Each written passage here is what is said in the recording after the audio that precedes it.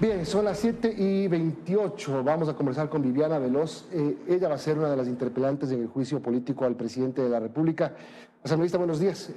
¿Cómo toma la decisión de la Corte Constitucional? Buenos días, Milton. Un abrazo para toda la audiencia de Teleamazonas. El dictamen del día de ayer de la Corte Constitucional es una puerta para que el país vuelva a tener paz, para que los ecuatorianos que están desesperanzados, desilusionados, puedan tener la sensación que se va a acabar este mal gobierno, un presidente que no ha topado los problemas que tiene la ciudadanía y que se puede encontrar una salida democrática y constitucional a este grave conflicto por el que atraviesa el Ecuador en estos días. Ahora, no obstante, sale la resolución de la Corte y primero, les quita los cargos por concusión y le llama la atención a ustedes por la falta de prolijidad en hacer los informes. Entonces, tienen este llamado de atención. Las cosas no es que salen 100% limpias, salen con algunos cambios y con algunas, recomendaciones, por decirlo menos, de la Corte Constitucional. No he revisado aún el dictamen de la Corte Constitucional. Entiendo que todavía no ha sido notificado al presidente de la Asamblea, pero lo que esperaba el pueblo ecuatoriano es que exista este dictamen de admisibilidad y claro que vamos a revisar y a observar el pronunciamiento de la Corte para también corregir a lo posterior. Ahora, se necesitan dos interpelantes. Hay como 3 o 4 ponentes en este juicio. Usted está definida ya como interpelante. Así es, somos 4 los solicitantes, la legisladora Mireya Pazmiño, Pedro Zapata y Rodrigo Fajardo, y quien habla ahora les toca decidir entre los otros 3 colegas legisladores quién de ellos será quien me acompañe en esta interpelación en el proceso en contra del presidente de la República, Guillermo Lasso. ¿Entre ellos 3 van a decidir o los bloques políticos van a decidir? Digamos que los bloques son los que deben decidir, los bloques a los que ellos están representando, la bancada del Partido Social Cristiano, la Izquierda Democrática y la facción de Pachacuti Rebelde. ¿Cómo sustentar la acusación de peculado del presidente de la República o cómo sale de la Corte Constitucional por un caso de Flopec? Un caso de un contrato que se lo firma en el 2018, un caso en el que, si no me equivoco, hace año y medio, la misma asambleísta Mireya Pazmiño da una recomendación de que se siga con un contrato con la empresa Amazonas Tankers.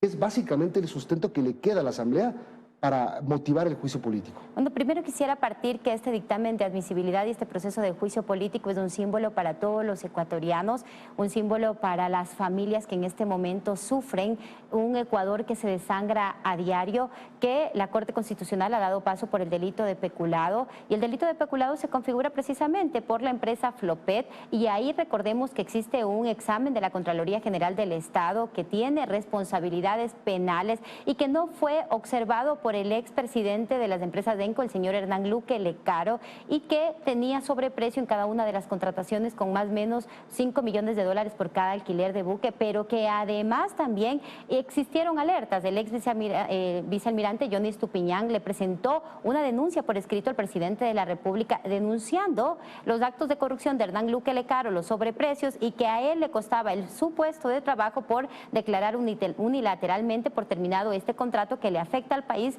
con una cifra más o menos entre $280 millones. El presidente siempre tuvo conocimiento de los actos de corrupción en la empresa pública y nunca hizo nada, pero además también ¿cómo existen se sabe? Ahí está la subjetividad. fichas. ¿Cómo se sabe que el presidente siempre tuvo conocimiento? Estamos hablando de Luque Lecaro, estamos hablando de del señor Estupiñán, ex gerente de Flopec, estamos hablando de un montón de cosas que se circunscriben a un contrato otra vez firmado en 2018. ¿Y cómo sabemos que el presidente estaba al tanto de todo?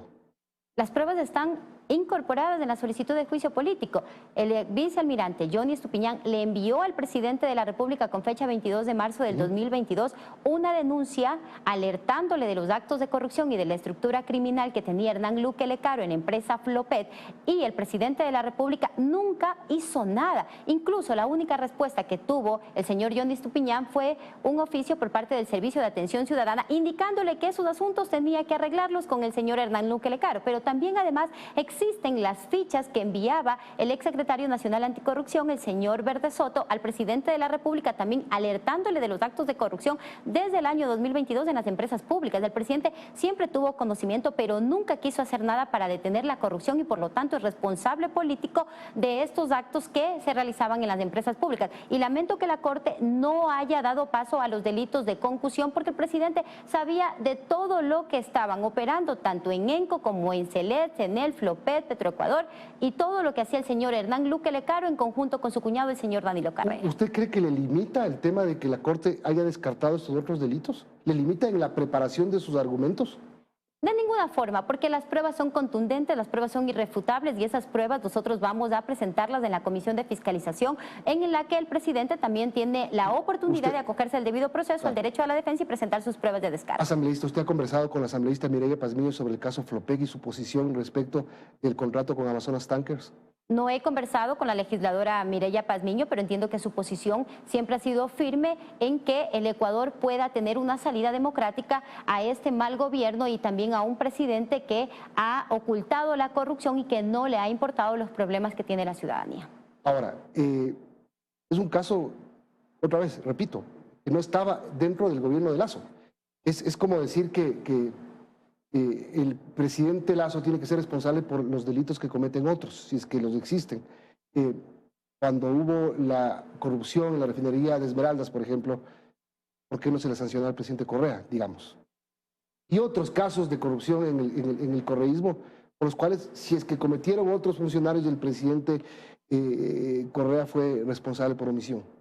Milton, estamos hablando en el caso específico del presidente de la República, Guillermo Lasso, y el presidente, desde que entró en funciones, desde el 24 de mayo del 2021, es responsable de lo que sucede en la administración del Estado. Y claro que es responsable porque el presidente tenía conocimiento del examen de la Contraloría General del Estado, de la denuncia que le envió el ex vicealmirante John Estupiñán, de las fichas del secretario nacional anticorrupción. Siempre supo, pero nunca quiso hacer nada y puso a un hombre torpe, que era de su extrema confianza, que lo conocía por más de 20 años, que visitó el Palacio de Carondelet por más de 40 ocasiones y que estuvo siempre en los gabinetes del presidente, y él lo que hizo fue darle la espalda a los ecuatorianos, no precautelar los recursos del Estado y permitir que exista corrupción. Ahora, le pregunto otra vez, ¿le quitan el espíritu del juicio político la Corte Constitucional? No, de ninguna forma. No le quita, porque usted habla de las empresas públicas, de todo lo que se hablaba, se quedó circunscrito a un casito.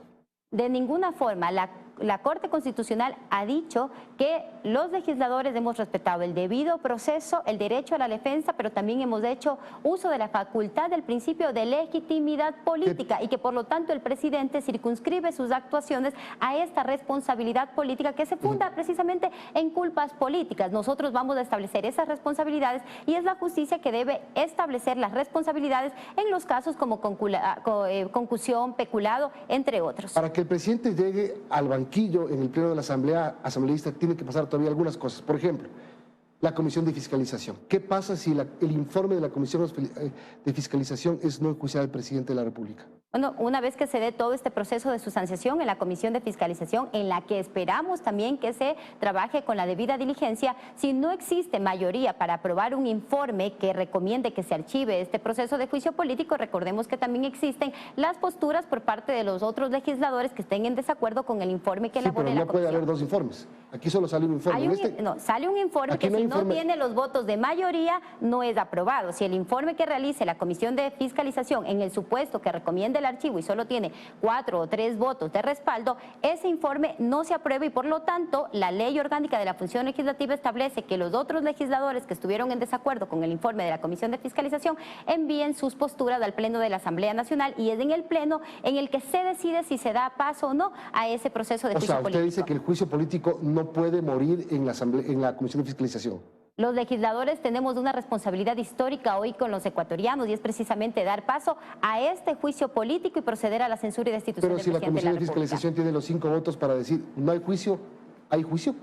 Si la Comisión de Fiscalización tiene los votos para archivar el proceso de juicio político, es obvio que se archive el proceso, pero si no tiene los votos quien preside esta comisión, el legislador Fernando Villavicencio, lo que corresponde es que se envíe las posturas al Pleno de la Asamblea Nacional. O sea, sí puede morir el juicio en la Comisión de Fiscalización. Esperemos que no, esperemos que exista también responsabilidad y coherencia por parte de los legisladores que conforman esta comisión. Y la otra asambleísta es que el presidente Lasso firme la muerte cruzada y no llegue al banquillo.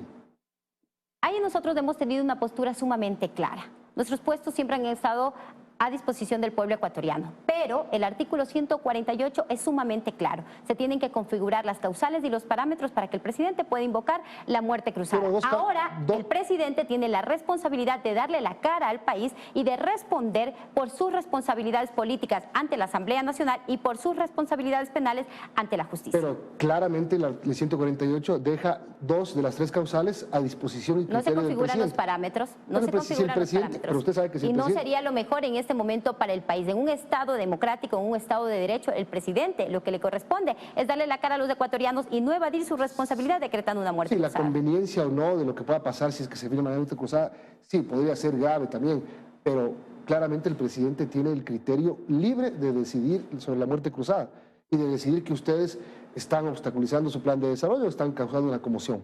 Para lo único que necesita es para el primero. No existe conmoción, no hemos obstruido su plan de desarrollo, pero además tampoco la Asamblea se ha arrogado funciones.